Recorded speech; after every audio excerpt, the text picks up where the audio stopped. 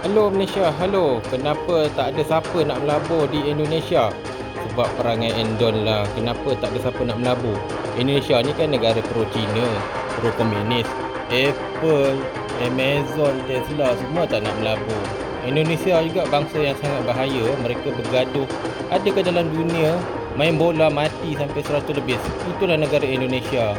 Indonesia ni kalau nak tahu, dia bangsa yang sangat tidak ada disiplin.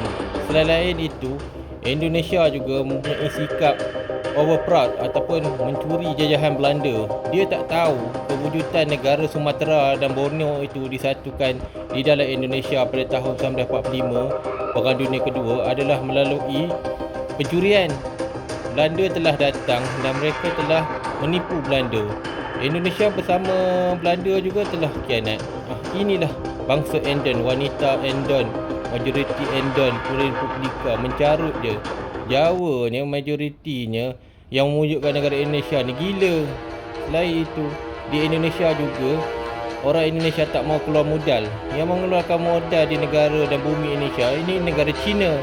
Indonesia mana ada teknologi, nak ambil biji timah, nak ambil nikel, semuanya datang daripada negara China yang melabur. Sebagai hadiah, negara China telah memberikan potongan hutang sebanyak 30%. Pelaburan China ke Indonesia ialah daripada Pulau Sumatera, Pulau Jawa dan juga Pulau Sulawesi, termasuklah Kalimantan. China secara geografi mengawal Indonesia. Indonesia adalah sebahagian daripada wilayah China dalam pelaburan. Minyak timah Indonesia milik China. Kerana pada tahun 1996, Indonesia meminjam pada China. Sawit juga milik China, bukan milik Malaysia. Semua tu bohong. Yang bakar hutan tu semua syarikat China. Lepas tu orang tempatan pun sokong lah. China telah bina kilang di Indonesia. Sebagai habuan, banyak pemerintah Indonesia telah menjadi kaya. Ini adalah hit IMF China. China juga telah memajukan banyak bandar di Indonesia semasa zaman Suharto. Tetapi malangnya, generasi baru Indonesia tidak pandai memimpin. Akhirnya, Indonesia telah tergadai kepada negara China. China banyak memajukan Indonesia.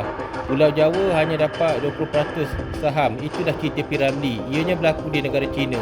Saham China di Indonesia tak banyak. Terlampau banyak. Daripada perbandaran hinggalah semuanya. Kereta api juga dapat buatan China. Inilah Soekarno sangat pro China. Dia tak tahu disebabkan Indonesia pinjam China tak mampu nak bayar, kalah perang vs Malaysia tahun 1960-an. Indonesia terpaksa pinjam negara China. Walaupun China negara yang kaya, tetapi China telah memberikan Indonesia pinjaman istimewa. Kalau nak tahu, Malaysia telah menjajah Indonesia tahun 1966. Soekarno tewas, komunis pun tewas. Pada masa ni China sangat susah hati. Tapi cengkaman China di Indonesia masih tebal sehingga hari ini. Indonesia adalah negara individu. Malaysia adalah negara demokrasi. Indonesia dia negara mirip-mirip China dengan sistem orang Jawa menguasai seluruh Pulau Sumatera dan Kalimantan. Indonesia juga telah dipajak China kerana hutang. Semuanya asalnya daripada kebodohan mereka sendiri. Indonesia ni banyak hutang. Itu pasal duit yang ada semua Indonesia tak nak bayar pada Belanda. Belanda pun tak nak bagi teknologi ESMS, sistem untuk buat komputer, kepada Indonesia. Indonesia ni telah pajakkan China kepada negara Aceh. Itulah negara Indonesia. Disebabkan kebodohan ini, China telah membangunkan banyaklah wilayah di Pulau Jakarta, Pulau Jawa hingga tenggelam. Ini akibat kerja-kerja melombong dilakukan oleh China kerana orang China terlampau rakus untuk mendapatkan emas di negara Indonesia. Inilah projek yang China bagi, hanya tetapi bodoh.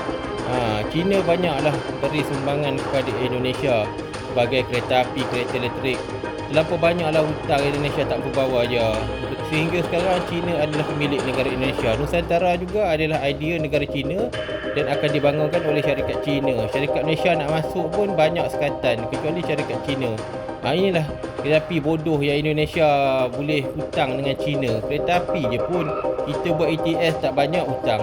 Hutang Indonesia pada negara China tidak akan berakhir sehinggalah Indonesia membayarnya kepada China. Bangsa Indonesia juga anti barat. Inilah Republika, anak haram daripada negara Indonesia yang mengutuk Melayu. Indian adalah bangsa yang Sangat bodoh. Mereka ini terlampau bodoh sehingga mereka membuatkan negara mereka sangat ganas. Inilah pergaduhan antara China dengan Indonesia yang tak boleh dengar arahan. Ini Rusia pada tahun 1960 dia bagi hutang ke Indonesia, tapi Indonesia kalah perang. Apa masalah senjata yang dia orang dapat? Itu kena tanya Soekarno. Indonesia asalnya adalah daripada bangsa Chola, daripada negara India, tapi mereka telah murtad. Indonesia Pancasila ni adalah budaya Cina, itu budaya dragon. Pancasila tu dicuri daripada negara Cina. Indonesia secara hakikatnya negara Cina. Lawatan pinjam wang pada zaman Soekarno ke luar negara hanya Cina je yang mampu bagi dengan Rusia. Rusia bagi senjata, Cina bagi duit untuk memajukan negara Indonesia. Indonesia ni telah dianggap oleh negara India sebagai negara murtad. Pada perang Vietnam, Indonesia juga pro Vietnam, anti-USA. Indonesia pro komunis. Itu pasal tak nak ada syarikat daripada Eropah dan dunia nak melabur di Indonesia. Indonesia hanya mahu mencuri dan claim. Contohnya seperti iPhone. iPhone tak jadi buat di Indonesia kerana Indonesia mahu claim made in Indon diletakkan pada produk iPhone. Mana boleh. Ni kapal terbang yang dicuri. Indonesia juga mencuri PT PAL iaitu Hercules lama. Hasil bumi Sumatera, Kalimantan, Makassar, Papua semuanya telah dibawa ke China sehinggalah kiamat. Yang pernah dikatakan kajian Indonesia adalah jajalan dan stupid. Sangat stupid. Bangsa ini sangat stupid. Okey, tarikhnya Malaysia menang lagi. Indonesia adalah bangsa stupid. Bye bye.